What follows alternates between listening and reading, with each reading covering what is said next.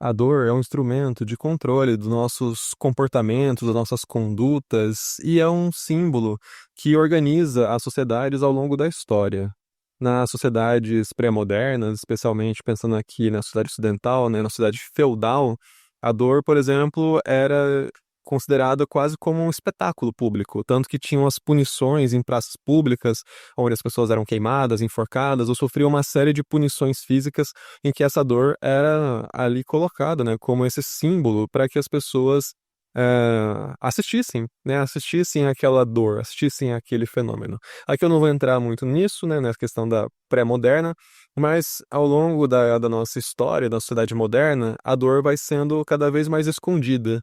Então, quando, por exemplo, a pessoa tinha algum transtorno mental grave, ela era separada da sociedade, ia parar no manicômio. As punições, por exemplo, vão para as prisões, que são instituições fechadas. E podemos dizer até mesmo como no caso da saúde, né, os hospitais também que separam a doença do ambiente público, que seria o ambiente da saúde. Bom, mas isso eu estou falando da sociedade moderna, né, que é uma virada lá pelo século XVIII, especialmente XVIII, XIX, se consolida no século XX, mas já estamos no século XXI. Então, qual é o lugar, né, e qual é o papel da dor na sociedade de hoje? Né? Então, nesse vídeo de hoje, eu quero falar com vocês sobre a relação da dor com a tecnologia e, ao mesmo tempo, né, para a gente pensar aqui na dependência tecnológica. E por isso, né, também separei esse vídeo em três partes, e na primeira parte eu vou falar sobre a relação entre dor e poder, na segunda eu vou falar sobre o papel do sofrimento, e na terceira sobre essa busca da felicidade instantânea. Vamos lá, então? Como eu já falei na introdução, a gente já entendeu que cada vez menos, né, a dor se torna algo público. A dor vai cada vez mais se tornando algo fechado, algo mais separado do ambiente público, né? Tanto de uma maneira, no sentido de não ir para a praça pública, ia para algumas instituições, mas então agora também, como a gente observa um declínio dessas instituições fechadas, a dor vai se tornando cada vez mais até excluída dessa forma e, no caso, excluída inclusive da gente mesmo, né? Ela vai entrando pra gente, mas ao mesmo tempo a gente rejeita essa dor. O que eu quero dizer, né, é que nesse neoliberalismo em que a gente vive, a dor ela é um problema.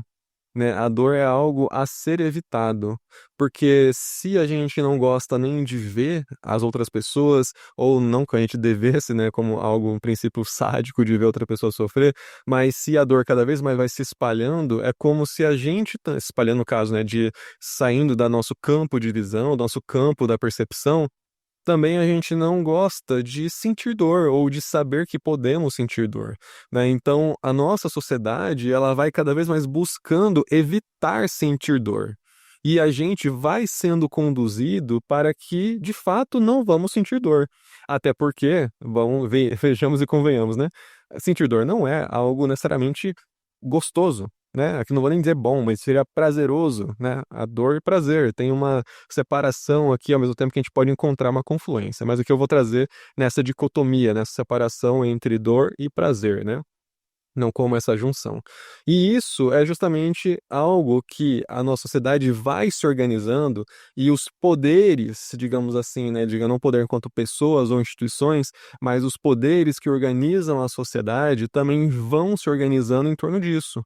Sabendo, né, entendendo que nós buscamos evitar dor ao máximo, então bom, se eu produzir meios, se eu produzir mecanismos, se eu produzir maneiras da pessoa evitar sentir dor, é por ali que ela vai seguir, é por ali que ela vai preferir, é por ali então que ela tende a ir, né? Então, se eu crio caminhos ou meios que supostamente a pessoa não vai sentir dor, é por ali que ela vai seguir.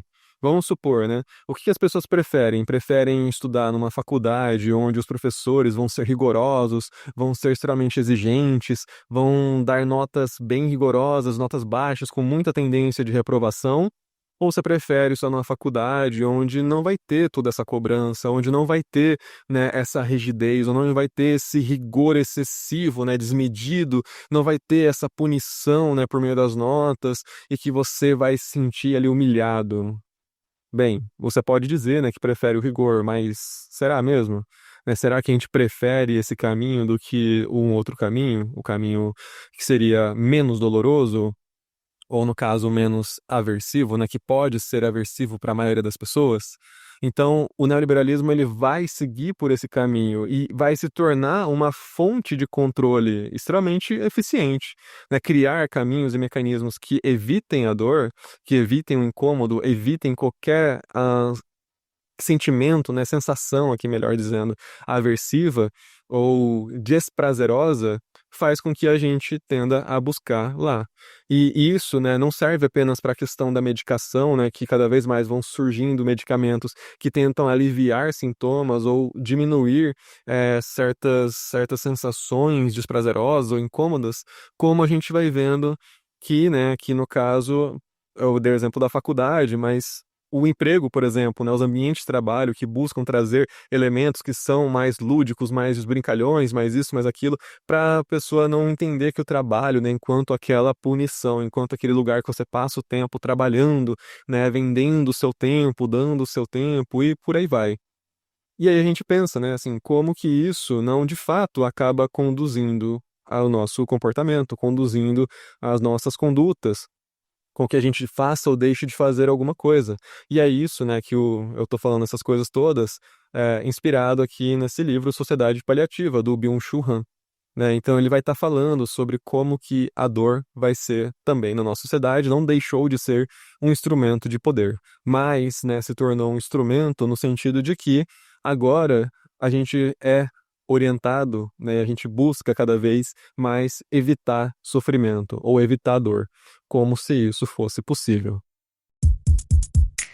E aí, né, eu coloco dessa maneira meio irônica, né, como se isso fosse possível, porque de fato não é, né? E aí o que acaba acontecendo, como o Byung-Chul Han vai nos falar, né, o que acaba acontecendo com a gente, já que a gente cai então nessa armadilha do poder em que a gente busca cada vez menos prazer.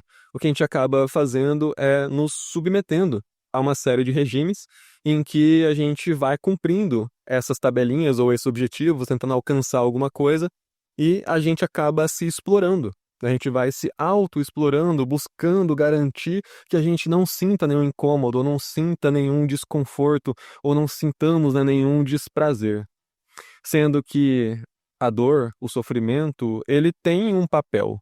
Para além da questão de ser um instrumento de poder, de punição e de tantas outras coisas, a dor e o sofrimento, ela tem um papel que é um papel de identificação, que é um papel de construção de comunidade, que é um papel de politização do ser humano. Em que sentido, né? Em que sentido que a gente observa isso? Bem, imagine só, né, você vivendo, pode ser hoje em dia, vocês vão pegar um exemplo bem tosco, né, você está no seu trabalho, você faz alguma atividade que putz, você gastou uma energia, você gastou um tempo, você cansou fazendo aquilo, né, você se cansou fazendo aquilo. E outras pessoas que fizeram atividade parecida com você, elas também cansaram, ficaram exaustas, ou podem até ter tido um certo grau de sofrimento, né? Então, ao fazer trabalhos coletivamente, ao se colocar numa tarefa, ao exercer ali, estar vivendo e fazendo em comunidade algo, quando termina ou quando está nesse processo de fazer e que esse sofrimento, essa dor, esse desprazer aparece, ele é um sentimento, né? Vai se formando um sentimento a partir dessas sensações de comunidade e de politização, porque o seu esforço, o seu trabalho, aquilo que você se dedica, aquilo que você se propõe a fazer, ele é reconhecido. Agora, se a gente busca evitar ao máximo qualquer desprazer, qualquer dor, qualquer incômodo, e a gente se submete então a regimes que nos colocam essa possibilidade, e a gente tenta se identificar pelo quê? Pela alegria, pela felicidade, pelas conquistas, mas isso também não funciona muito bem.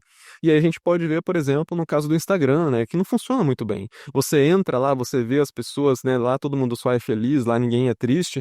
E você se identifica, de fato, você se sente conectado com aquela pessoa que viajou para algum lugar, para aquela pessoa que não sei o quê?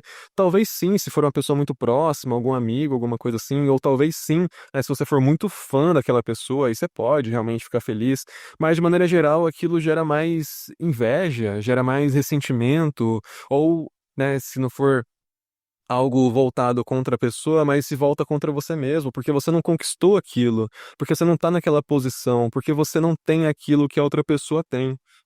E aí, né, a gente esquece, inclusive, que tantas outras pessoas estão passando por algo como você, que te gera e gera para essas tantas outras pessoas, milhões de pessoas, também sofrimento, também cansaço, também desprazer, que estão também em posições que geram tanto desgaste, tanto desconforto quanto a sua. E a ideia aqui, né, não é o reclamar por reclamar, né, o reclamar como um choro infantil, mas aquele reconhecimento de que aquilo que você está vivendo está acontecendo e tem um custo que não é simplesmente material no sentido financeiro, econômico, mas é um custo de energia, é um custo de esforço, é um custo de sensação, é um custo daquilo que é colocado para você, né, para seu tempo de vida gasto, né. Então, antigamente, se as pessoas se uniam, né, e hoje ainda fazem em certos lugares para construir alguma coisa, para fazer alguma coisa, uma casa, uma igreja, seja lá o que for, aquilo é sempre reconhecido e valorizado, porque aquilo foi um esforço, foi um sofrimento, foi uma dor, foi um incômodo, foi um desprazer fazer. Mas ao mesmo tempo que esse desprazer é reconhecido, gera ali esse sentimento de pertencimento, de comunidade, de reconhecimento, que é o que une essas pessoas. E aí, né, que a gente vê essa armadilha que são as buscas da felicidade instantânea. E aí que a gente vê a relação com a tecnologia e com a dependência tecnológica.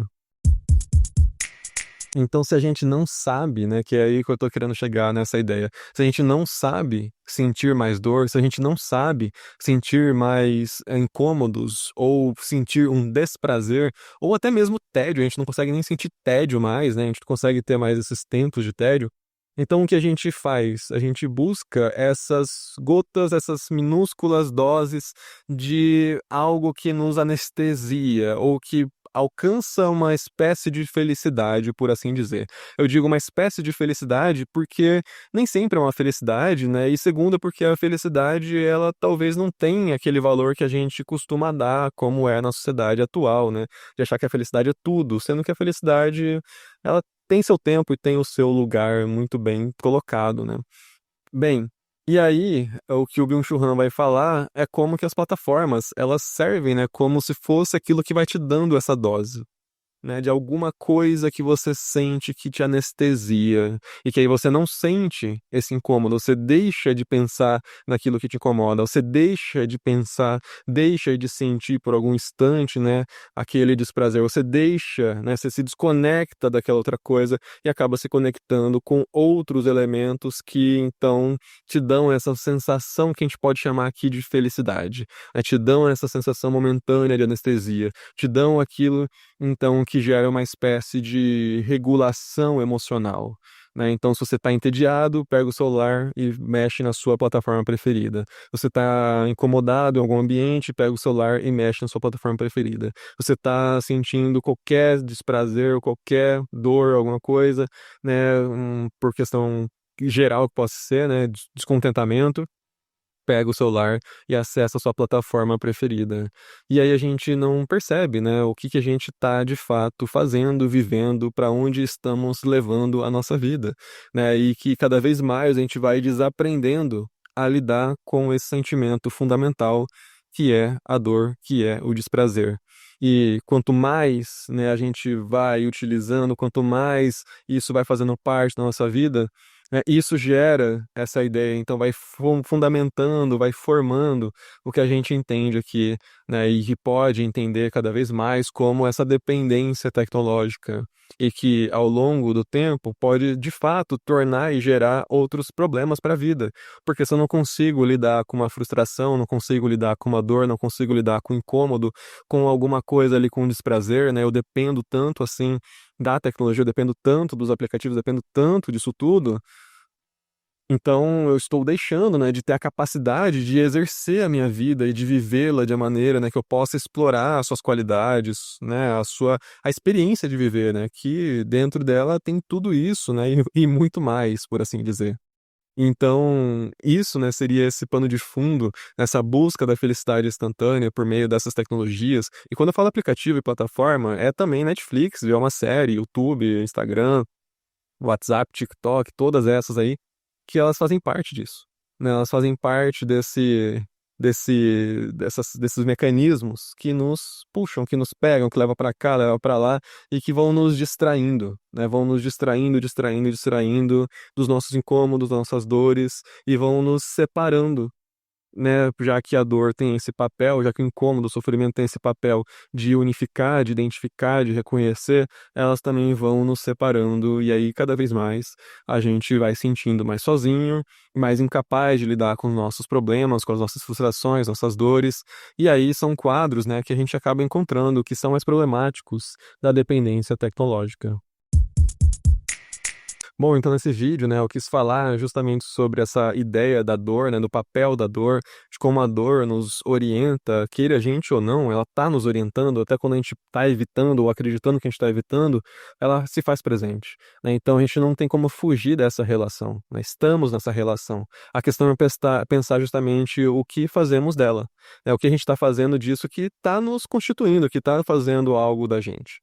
Certo. E se você tem interesse, né, em estudar e se aprofundar nesses temas e tantos outros temas de dependência tecnológica, a esquizoanálise, não deixe de se inscrever na formação aqui, na formação Ciberesquizo, em que existem uma série de cursos, estou formando cada vez mais cursos sobre dependência tecnológica, sobre esquizoanálise, e que também estou querendo formar junto disso uma comunidade em que tenham pessoas que se interessam por estudar, discutir, né, e aprender não só a teoria, mas também a prática psicológica, terapêutica, em que a gente lida com questões como essa, certo? Se você ficou até o final do vídeo, não deixe de deixar o seu like, né? Deixar um comentário para a gente permanecer aqui nessa conversa. Agradeço o interesse e a atenção e até mais.